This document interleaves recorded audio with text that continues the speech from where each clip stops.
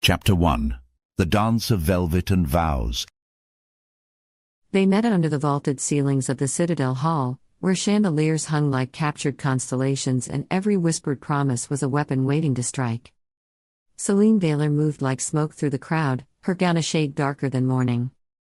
She wore no jewels, she was the jewel, the shimmering proof that House Veylor had survived the quiet purge when so many others had burned. Survival had a cost. She carried it like a blade hidden in velvet, honed sharper with every breath she took. Around her, courtiers laughed too loudly, their mirth thin and brittle, their lips stained with lies. Every smile was a trap. Every glance a weighing of worth. Eyes followed her like hounds. Some with envy, others with suspicion. She caught glimpses of stewards in dark crimson livery, bearing the sigil of the Dominion Triumvirate, a triskelion of iron thorns. Watching. Weighing. The Dominion rules everything, the court, the church, the houses, and it rules by fear, not truth. And my father serves them. So does every house that still smiles at their table. And among the courtiers, Selene spotted Lady Riona Thorne. Lady Riona Thorne stood like a promise no one could afford to keep, all gold and grace, with a mind sharp enough to cut silk mid-fall. She smiled like a saint, whispered like a spy, and watched Selene not with hatred, but with calculation. Riona did not destroy enemies, she made them destroy themselves. Her gaze brushed over Selene, lingering a heartbeat too long. Her lips curved in a smile that held no warmth, a promise, perhaps. Or a threat. Selene inclined her head in perfect civility and moved on, heart steady, smile unbroken. "You look stunning, my dear," Riona said as Selene passed. Selene smiled, flawless, empty, practiced, and did not stop walking. And across the room, leaning with idle arrogance against a marble pillar, was young Lord Cassian Merrow. Cassian, the enemy. The temptation she could not afford. The one man her house had sworn to destroy. His gaze found hers through the press of lords and ladies, pinning her in place more surely than any blade. He lifted his glass in a mocking salute, the tilt of it lazy, almost insolent. He was not supposed to be here, his family had been stripped of lands, titles, and dignity after the failed rebellion. Cassian was the last heir of his house since the silent purge claimed his father's life. His presence tonight was an act of open defiance. A dare, flung like a gauntlet at the feet of the court. Selene's blood hummed with warning. If her father, or even worse, the Minister of Shadows saw her looking, if any of them caught even the faintest quickening of her heartbeat, it would be over. Treason. Death. Not just hers, but House Veylor's final fall. And yet, when Cassian pushed away from the pillar and began threading his way through the golden throng toward her, Selene found she could not move. Could not breathe. Could not look away. They met not in words, but in the shared silence of those who understood, this would ruin them. This would damn them. And still, when Cassian bowed low and offered his gloved hand, Selene placed hers atop it without hesitation. The orchestra shifted into a slower cadence, a waltz built not for joy but for spectacle. Selene felt the weight of 100 gazes pivot toward them as they took the floor, spinning beneath the chandelier's cruel, unblinking eyes. Her heart hammered. At the edge of the hall, she caught Riona again, murmuring behind a silk fan with another courtier. Their gazes slid to Selene, sharp as knives. "You shouldn't be here," she murmured as Cassian drew her into a slow turn, their bodies too close, their hands too sure. Cassian smiled, a wolf's smile polished to courtly charm, but in his eyes, something raw flickered, exhaustion, grief, a hollow place not even arrogance could mask. "Neither should you. I haven't betrayed anyone," she said softly, her pulse thudding. "No," he agreed.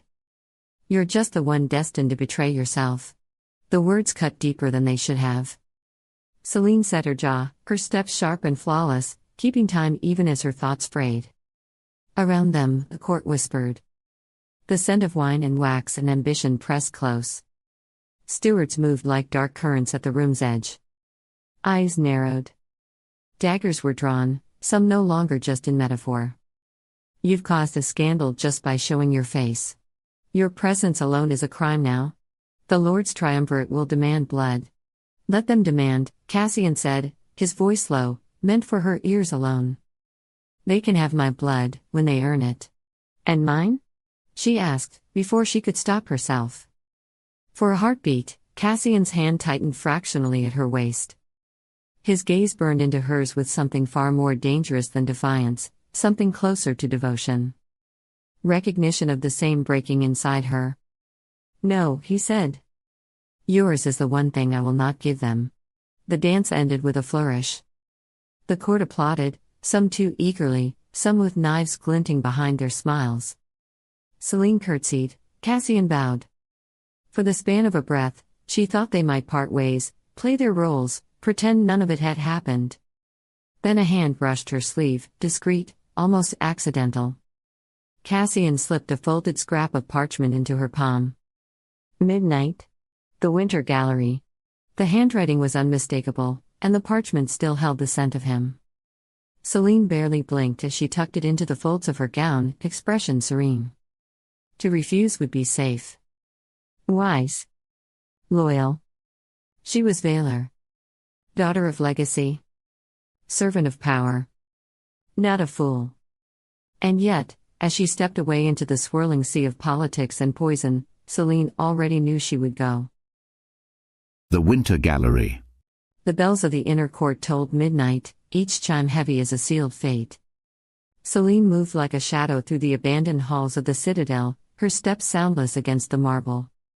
Her gown was gone, traded for a cloak the color of deep wine, the hood drawn low over her hair. No attendants. No guards. No alibis. Every step carved the path of her own undoing. If anyone saw her wandering alone at this hour, the rumors would write themselves before dawn, and the executioners would not lag far behind. The Winter Gallery was the oldest part of the palace, left untouched by rebuilding after the purge. Here, the stones still bore the scars of ancient sieges, murals faded into ghosts, histories the Dominion would rather erase than honor.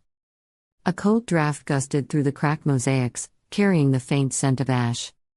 Selene paused before a faded fresco, a crowned figure standing defiant against a burning sky. Strange sigils wreathed the figure's brow, half erased, half forgotten. Old blood. Old vows. Something in her chest ached. Something ancestral and dangerous? The sound of armor rattling in the distance shook her loose from the moment. She pressed deeper into the shadows, heart hammering against her ribs. Tonight, I choose my ruin, she thought grimly. Not theirs. Not my father's. She stepped inside. Cassian was already waiting.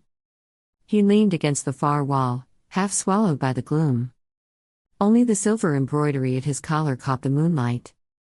He looked as he always had, reckless, self-assured, but Selene could see it now, the careful set of his shoulders, the tension radiating from him, like a man walking a blade's edge. You came, he said. You left me no choice, she answered, though both of them knew it was a lie. A flicker of a smile crossed his lips, quick, bitter. There's always a choice. Selene said nothing. In the Dominion's court, choices were illusions, prettied up in silk, sharpened into knives. She moved deeper into the gallery, into danger. Closer to him. You should have stayed gone, she said. The Dominion declared your house forfeit. Your lands. Your titles. Your name. You are nothing now. And yet, Cassian said, pushing off the wall, here I stand. And here you are. Their eyes locked, and Selene hated how easily the silence between them filled not with fear, but with understanding. You think this changes anything? She asked. I think it changes everything, he said. I think you and I are already lost, Selene. The only question left is how we fall. For a moment, the world outside the Winter Gallery ceased to exist. No Dominion. No houses. No loyalties but the ones they made themselves. Selene reached up and pulled down her hood. The moonlight painted her hair silver. Cassian drew in a sharp breath, almost imperceptible. You think you can survive this court without a house to shield you? She said, voice cutting. Without blood ties to barter, without a sigil to swear by? I don't need a house, Cassian said. He took a step closer, and Selene did not retreat. I need an ally. And you think I would ever ally with you? Cassian smiled, slow and dangerous. But beneath it, Selene caught it, the flash of uncertainty. Of need. A man gambling everything he had left. You already have, he said. Before Selene could answer, before she could summon the anger she should feel, Cassian reached out and brushed his fingers lightly against hers. The touch was nothing. And yet it shattered something inside her. Selene closed her eyes, just for a heartbeat, and let herself imagine it, a world without sigils or blood debts. A world where she could want what she wanted without drowning in guilt and ruin. She opened her eyes. Cassian was still there, waiting, not demanding, not forcing. Simply waiting for her to choose. This is madness, she thought. This is death. And then, this is freedom. I have secrets, Cassian said, voice low. Information your father would kill to possess. Information that could tear the Dominion apart. I have names, Selene. Dates. Letters signed in your father's own hand. Proof of the quiet purge, of nobles, soldiers, even children, erased without trial and buried without record. The Dominion feeds on silence, but I've stolen its voice. He leaned closer, eyes flickering with a dangerous fire. Your house wasn't spared. Some of those names. They wore your colors before they vanished. Selene's heart kicked painfully against her ribs. Meet with me, Cassian said. No one has to know. Help me, Selene. Help yourself. It was suicide. It was treason. It was the first breath of a future she dared not dream. Her hand trembled, just once. When? She whispered. Cassian smiled, a real smile this time, unguarded, broken, radiant. I'll find you, he said. And before the weight of what she had agreed to could crush her, he was gone, swallowed by the shadows. Selene remained standing in the ruins of a forgotten gallery, the threads of her future slipping from her fingers like a tapestry come undone. There is always a choice, she thought. And tonight, I have chosen mine. The Dance of Blade and Oath. Obsidian Hold, the seat of House Veylor, juts from the cliffside like a blade in the dark, severe, angular, and cold as judgment. Its halls, carved from black stone veined with fire gold, seem built not to shelter but to command obedience. Selene lunged across the polished marble, her practiced sword flashing. Sweat slicked her back beneath the high-collared tunic, each step measured, each strike deliberate. Across from her, Master Corlin moved like a wraith in gray, his blade tapping aside her attack with effortless disdain. Again, Corlin barked. And this time, less hesitation. Selene ground her teeth and struck anew, the sharp crack of steel echoing between the high walls. Her muscles burned, each breath felt like swallowing fire. Above them, carved balconies loomed, and she knew unseen courtiers watched, weighing her worth as surely as any duel. Corlin parried easily, pressing her back. A Veylor blade defends legacy, girl. Not foolish passions.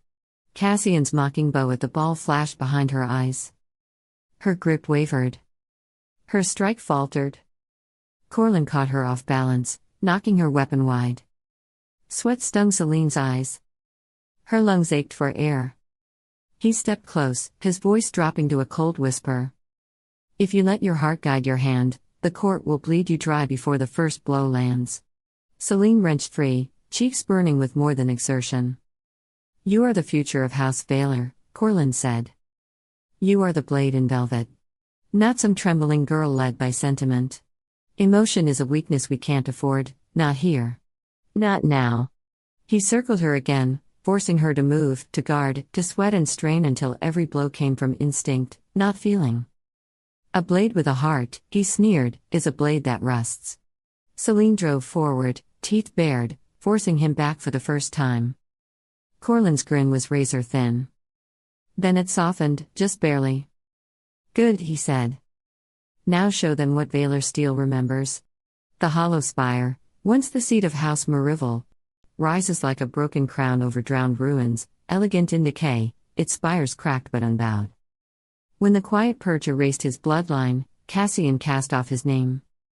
Merrow became his mask in the ashes, a name chosen, not inherited.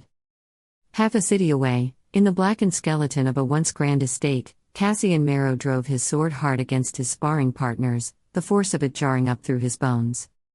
Steel shrieked in protest as Old Master Darren twisted, catching the blow and throwing it wide with effortless precision.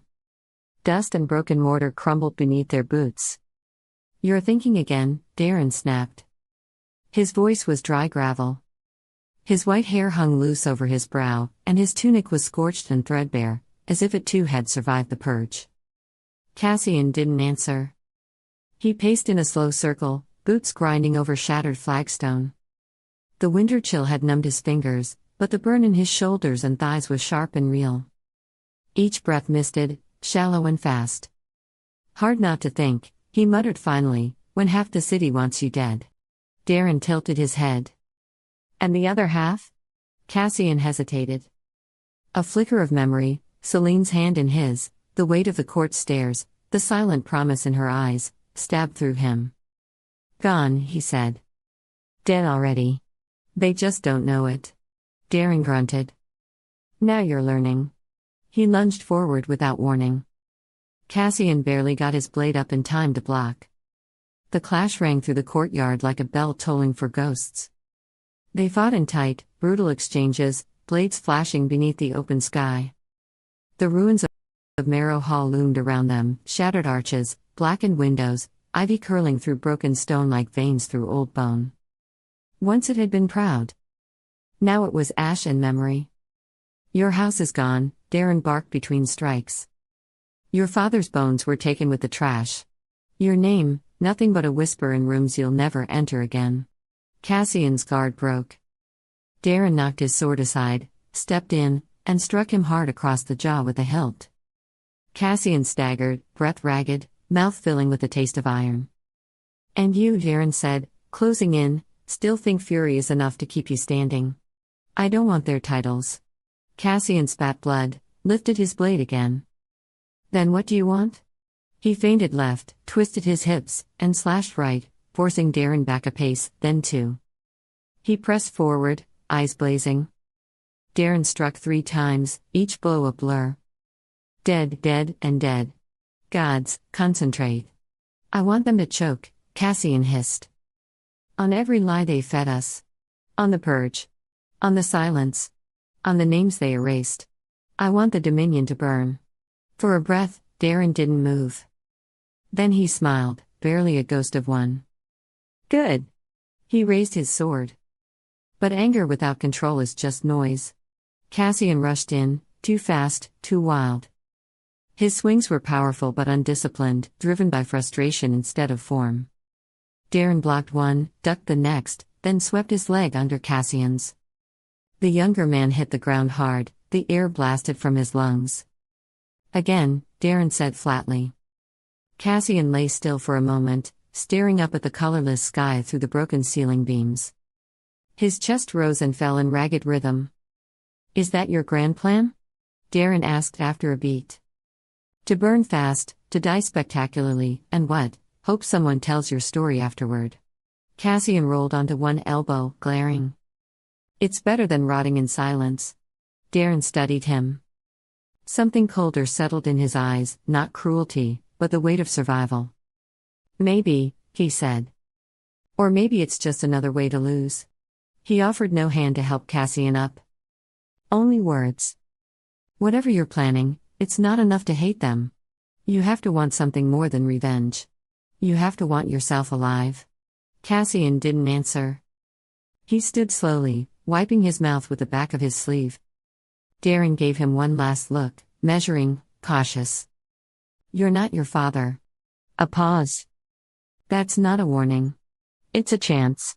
He turned, walking toward the edge of the courtyard. "Get stronger, Cassian.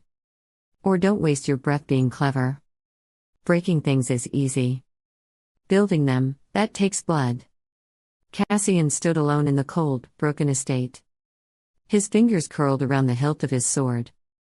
This wasn't about dying for a cause. It was about making them remember why they feared his name in the first place. Steel rang in Selene's ears as Corlin drove her toward the courtyard's fountain. Legacy, girl, he snapped. Every step you take, every smile you offer, every blade you draw, it is not yours. It is Veylor's. She countered, faster now, each movement flowing with purpose, not anger.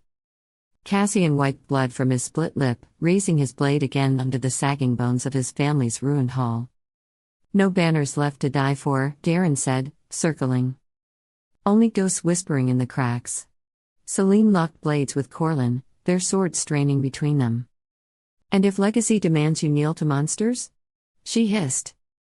Darren barked a short, harsh laugh as Cassian drove him back against a shattered pillar. Then you spit in legacy's eye, Darren said. You survive. Selene pivoted, feeling her tunic cling to her slick skin, muscles screaming for rest she would not grant. Cassian dropped low, sweeping Darren's legs. Dust clouded the air as they crashed to the ground, blades locking. Selene dropped to one knee, panting, as Corlin stepped back, offering no hand. She stared into the rippling surface of the fountain. Her reflection swam back at her, bruised, breathless, unbroken. Across the city, Cassian pressed a bloodied hand against the cracked stone, his reflection broken into 100 jagged pieces. Tonight, they would meet again. 2 blades. 2 legacies. And a choice no blade could defend them from. An abandoned watchtower. The city sprawled beneath them, a ruin painted in silver and shadow. Selene stood atop the broken parapet of an abandoned watchtower, the cold night wind tugging at the edges of her cloak. Far below, the lanterns of the lower quarters flickered like dying stars. Above, the heavens stretched vast and pitiless. She should not have come. Yet when the folded scrap of parchment had fallen from her sleeve, another clandestine note slipped by Cassian's unseen hand, she had known she would. Rooftop. 1 hour before dawn. Trust me. And so she had slipped away from the warmth of her house's guarded walls, from duty, from caution, drawn by a thread she dared not name. Her arms still ached from hours of punishing drills, sweat-drenched and relentless beneath the barracks' lanterns. Her knuckles were scraped raw from sparring with Corlin. A dark bruise blossomed just above her hip, where his wooden blade had caught her off balance. She knew from the way Cassian moved, stiff, guarded, that Darren had left his own marks. Theirs were different battles, but the pain they carried was the same. Footsteps echoed on the crumbling stair.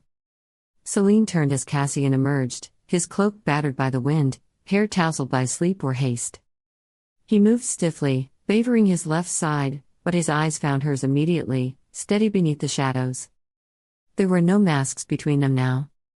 No ballrooms, no spying courtiers, no brittle smiles. Only 2 souls balanced on the edge of a blade.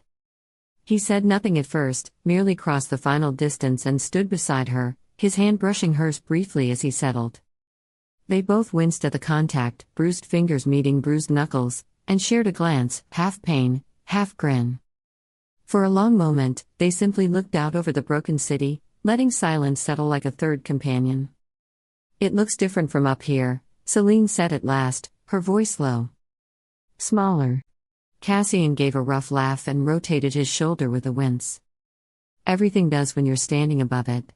Especially after it's tried to kill you all night. Sweat still clung to his hairline, half dried. A faint scratch marked his cheekbone, a souvenir from the hours Darren had carved into him. You should sleep, she said, surprising herself. Cassian smiled, a crooked thing, half real, half defense. Sleep, he echoed. When the Dominion tightens its noose every night. When the houses sharpen their knives and call it loyalty. He exhaled, and it caught slightly, bruised ribs, probably.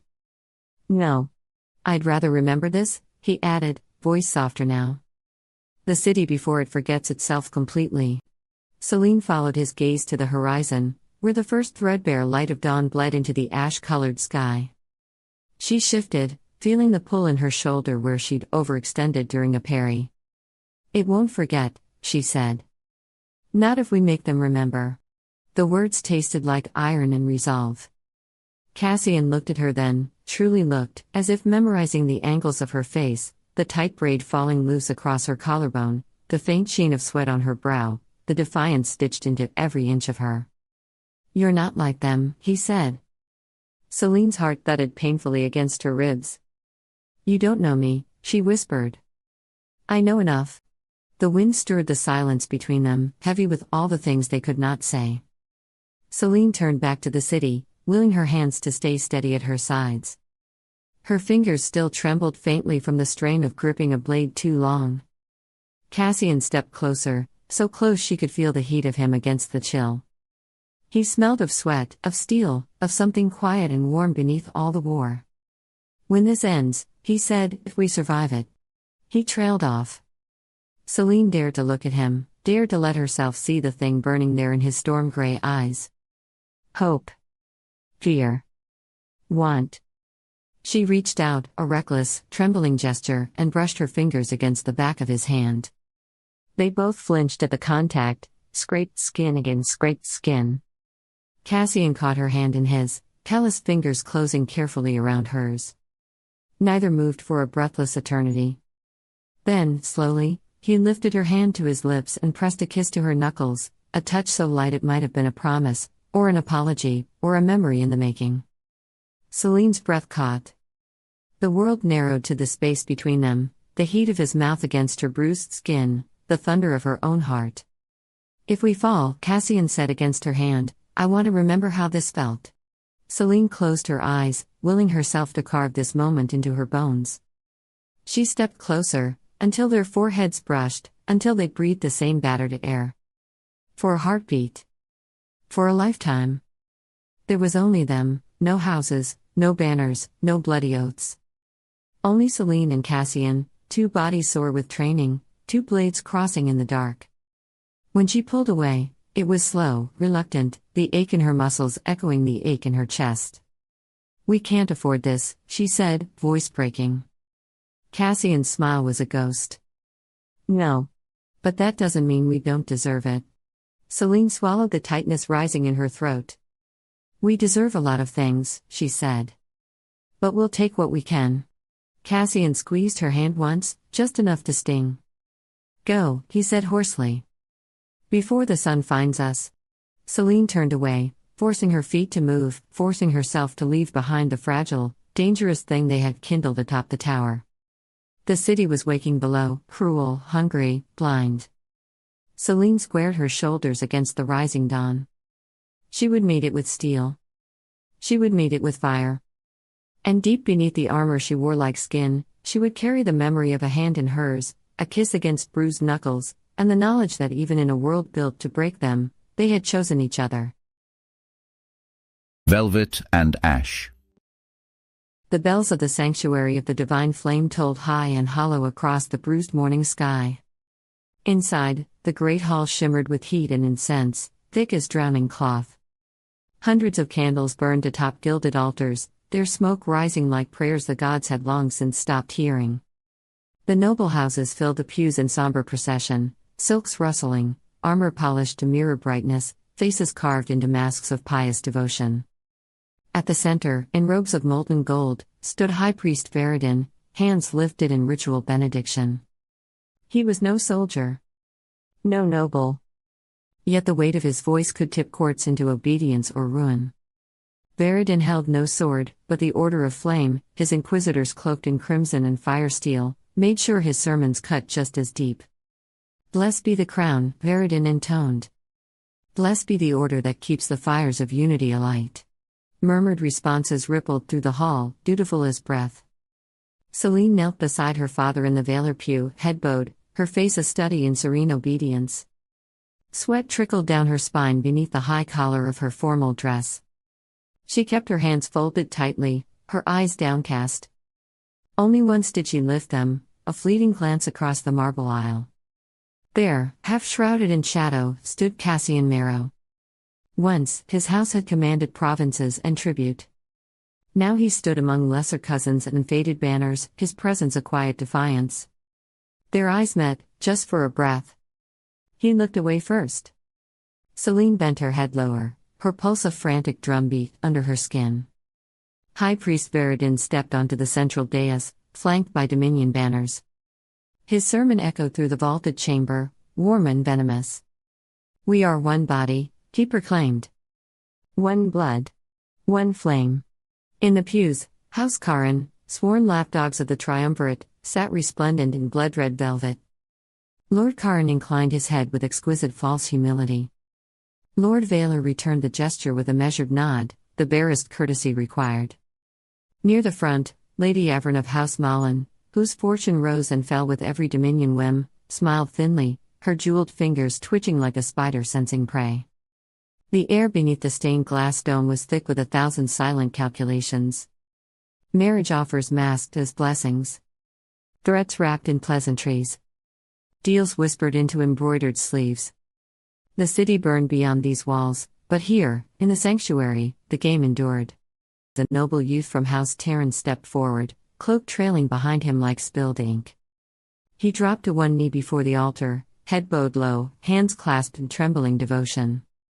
The gesture was flawless, precisely measured, reverent without being theatrical. Every house in the hall knew what was at stake. Terran's fading fortunes hung on this boy's ability to perform loyalty with conviction. Veridin raised a hand in benediction, his voice smooth and sonorous. "The flame receives the faithful." Behind the kneeling boy, Lord Halaric watched with cold, appraising eyes.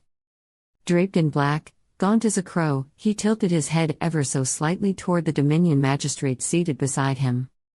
A look passed between them, quick, wordless, and devastating in its certainty. Selene saw it. She kept her gaze lowered, her posture unchanged, but she noted everything: the angle of Halaric's chin, the magistrate's faint nod, the tightening of a gloved hand on a ceremonial staff. It was a conversation conducted without words, a deal sealed without need for parchment or seal. The boy's kneeling wasn't just piety, it was currency. His house had offered its loyalty like a coin pressed into the palm of power. And power had just accepted it. Selene's fingers curled slightly in her lap. She felt the heat of the candles, the weight of incense pressing against her lungs, and the unbearable stillness of her father's presence beside her. But her thoughts were already moving, quiet, sharp, calculating. Every glance in this hall could shift alliances, bury rivals, or resurrect the forgotten. And here she was, dressed in silk and obedience, watching it unfold like a second skin being shed. She had learned early, in the Dominion's courts, survival came not through proclamation, but through silence. Through the half-smile, the weighted nod, the gesture that said more than speech ever could. Above it all, Veridin's voice rose again. "Obedience is the path. Sacrifice is the price." Selene's throat burned. She kept her gaze fixed on the marble floor. Cassian shifted slightly, enough for the old man beside him, one of the last Merrow retainers, to grunt a warning. Cassian bowed his head again. Not in prayer. In calculation. He watched. Memorized. Faces. Positions. Weaknesses. When the fire came, he would know where to strike. His gaze flicked again to Selene, her pale hair bent beneath candlelight, her posture carved from duty and defiance alike. His hands curled slowly in his lap, fingers closing tight, as if around a sword that wasn't there. Not yet. But soon. On the dais, Veridin lifted the crown of ash, a relic blackened by forgotten wars, worn only during rites of obedience. "May those who stray be cleansed by flame?" The congregation answered, voices hollow, "May the fire remember." Selene's lips moved, but no sound followed. Cassian did not speak at all. Above them, the sanctuary's stained glass saints stared down, blind, their hands bound in chains of light. And beneath that frozen gaze, the great families of the Dominion smiled their false smiles, played their ancient games, and watered the seeds of their own destruction with every breath. The fire was coming. And no blessing would save them. Chapter 2. Whispers in the Vale. The bells tolled the morning hour, cold and merciless. Selene moved through the marble corridors of the citadel with a steady gait and a frozen smile, but inside, every step felt like a blade pressed to her throat. The court buzzed like a hive on the verge of swarming. Whispers followed her, not loud enough to accuse, not daring enough to confront. But there were looks. And looks could kill as surely as daggers. Cassian's return had shattered something fragile beneath the court's glittering surface. The Lord's Triumvirate had convened in secret hours after the ball, and already edicts were being drafted. One house, one bloodline, would have to pay for this breach of law. Selene knew the names being whispered. She knew hers was among them. She passed a pair of young courtiers leaning too close together, lips hidden behind fans. One tittered behind her hand and murmured, "She danced with a ghost. Or a wolf. Which is worse?" At the grand stair, a steward in black and crimson intercepted her. His bow was low, but his voice was clipped and urgent. "My lady," he said, eyes respectfully downcast. "You are summoned to the solar chamber." Selene felt her blood turn to ice. The solar chamber was no courtly salon. It was a place of decisions and executions. No one summoned there left unchanged. She gave a slight nod and followed, her gown whispering over ancient stone. "Control your face. Control your fate." The solar chamber was Lord Veylor's true throne. Light poured through a wide court skylight, casting hard lines across black stone and gold. At its center stood a steel war table, ringed with sigil projectors and cold stone chairs, no comfort, only control. Here, Lord Veylor did what the court only whispered of, weighed lives, redrew borders, and decided which names history would forget. The solar chamber was an oven of light and judgment. Golden mosaics glared down from every wall, depicting the Dominion's founding victories, dragons chained, cities burned clean, thrones seized by fire and law. The ceiling domed high above in hammered gold leaf and glass, designed to reflect sunlight from dawn until dusk. No shadows were allowed here, only truth or the illusion of it. It was not a courtroom, not officially. The Triumvirate did not attend such gatherings. Their power moved through quieter channels, ministers, scribes, bloodless rituals. The solar chamber was where nobles were reminded of their place, and given one final chance to hold it. Selene smelled the sharp sting of burning oil beneath the polished marble, laced faintly with something older, blood, dried and scrubbed but never forgotten. Her father, Lord Veylor, stood by the tall window, posture rigid, a statue carved from legacy and expectation. Across the chamber, wrapped in grey velvet that seemed to drink the light, lounged the Minister of Shadows. Her smile curved like a crescent moon over a cup of poison. A third figure lingered near the far wall, a slender man in arquebus brown, his ink-stained fingers folded neatly at his waist. Talon Pharos, official scribe of the Dominion. His head remained bowed, his eyes never lifting. Selene barely noticed him, then. Later, she would remember his stillness. And the weight of what he heard. She stepped into the center of the chamber and bowed. "You summoned me, my lord," she said, voice steady. "You were seen last night," her father replied, still facing the light. His voice was calm, and somehow that was worse than rage. "Many were seen last night, my lord," she answered carefully. "You danced," said the Minister of Shadows, her voice silk-soaked in venom, "with a traitor." Selene smiled, just enough to be infuriating. "I am a lady. Must I also be cruel to the unfortunate?" Selene straightened, spine rigid as glass. "I danced with a man whose name has been stripped from the ledgers. Is it treason to acknowledge a ghost?" A soft chuckle from the minister, low and knowing. Her eyes never blinked. Lord Veylor finally turned to face his daughter. "You are clever, daughter," he said. "But cleverness is a blade that cuts both ways." His gaze was the color of iron, and twice as forgiving. "You will attend the tribunal this evening," he said. "You will stand before the court and denounce Cassian Merrow. Publicly. Unambiguously." The words dropped like iron into still water. Selene did not let her hands tremble. "As you command. Your will is the tide, my lord, I merely drift with it." "Good." His smile was thin. Humorless. "For the survival of House Veylor." She bowed again, deeper this time, then turned to leave.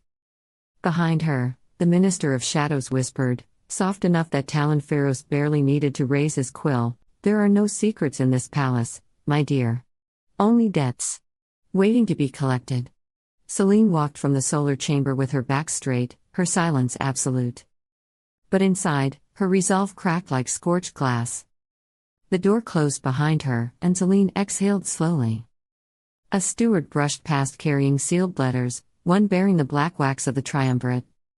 Further down the corridor, she passed Lady Riona Thorne, who emerged from a side gallery as if by coincidence. Her expression was a work of art, polite surprise, gentle curiosity. But her eyes were knives. "My Lady Veylor," Riona said, all grace and frost. "So early. I do hope your morning council was enlightening." "Of course, my lady." "Do I not look enlightened?" Selene replied, her smile as soft as silk drawn over a blade.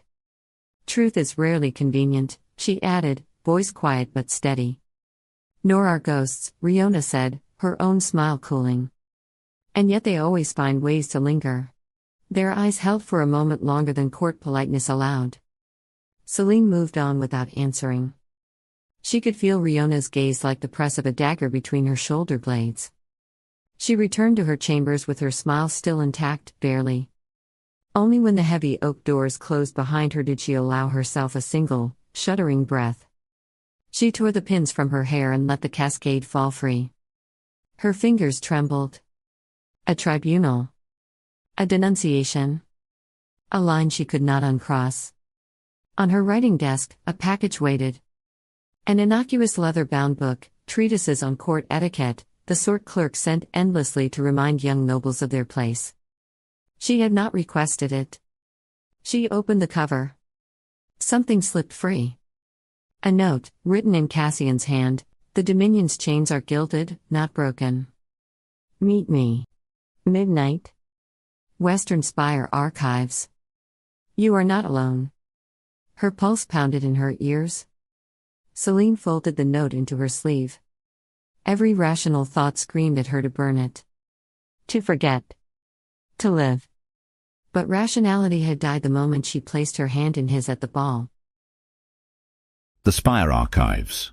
Selene moved like a ghost through the lower corridors of the citadel, cloaked in velvet so dark it drank the light. She wore no perfume. No rings. Not even a pin to mark her house. She was no one tonight, only a shadow among stone. She passed no guards. No servants. But she knew better than to believe herself unseen. In the Dominion, walls had eyes. Paintings whispered. Secrets were currency, and someone was always selling. The Spire Archives loomed above her, long abandoned since the last insurrection. The uppermost level had been sealed for decades, too damaged, too symbolic, too full of ghosts. A reminder. A warning. Not a sanctuary. The door stood ajar, creaking softly in the wind. Too easy, some part of her thought. Too still. She slipped inside. The silence was thick. Moonlight cut through broken windows, painting cracked stone in pale streaks. Moss crept across old banners. A fresco above the hearth showed a crowned figure bound in fire, half flaked away, but not yet erased. Beneath it, barely legible, "Let none outlive the oath." Selene shivered. Cassian stood at the center of the chamber, framed by ruined tapestries and ash. His coat was dusted with powder, his collar torn at one edge. But he stood straight, silver blonde hair tousled by wind, eyes burning in the dark. "You came," he said. "As you knew I would," she answered. He didn't smile. "I wasn't sure." She stepped closer. "They want me to denounce you tonight. At the tribunal." "I know," he said quietly. "It was Riona who brought the petition forward. She's circling you." Selene's pulse stuttered. "Of course she is." Cassian unbuckled a scroll case from his belt and held it out. "This is why I came back." She took it. The leather was cracked, ancient, the seal broken long ago. Inside were folded documents, thick parchment, red-threaded, marked with the faded sigils of old houses, some of them purged. Some she thought extinct. She unfolded one and read aloud: "Disbursement approved for strategic termination, House Varen, House Lyrian, House..." She stopped. Her voice had broken. Another page. A handwritten order, marked with a seal of flame. A false flag riot, staged for effect, its brutal suppression already scripted. Blood by design. This is real, she whispered. They manufactured the rebellion.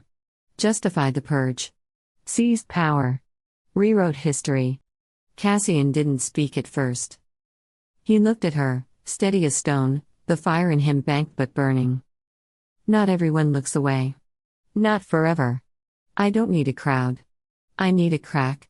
One voice loud enough to echo. He stepped closer. Let the court call me mad. Let them laugh. But someone out there needs to know they weren't alone. And once it starts. He let the sentence hang. Selene turned another sheet. A blood-red handprint sealed the last page. One line scrawled beneath, let their names be broken, but their blood be watched. Selene frowned. Watched? Cassian hesitated. There's a theory. That not all purged bloodlines were meant to be eliminated. Some were. Folded into others. Hidden. Monitored. For signs of what? Legacy. Power. Magic. Her heart thudded. Before she could speak again, something shifted, not heard, but felt. A draft. A change in pressure. The stillness of the room stopped being silence and became waiting. Selene turned. A soft click echoed behind her. From the shadows, the assassins emerged like smoke. 4. No, 5. Silent, hooded, faceless.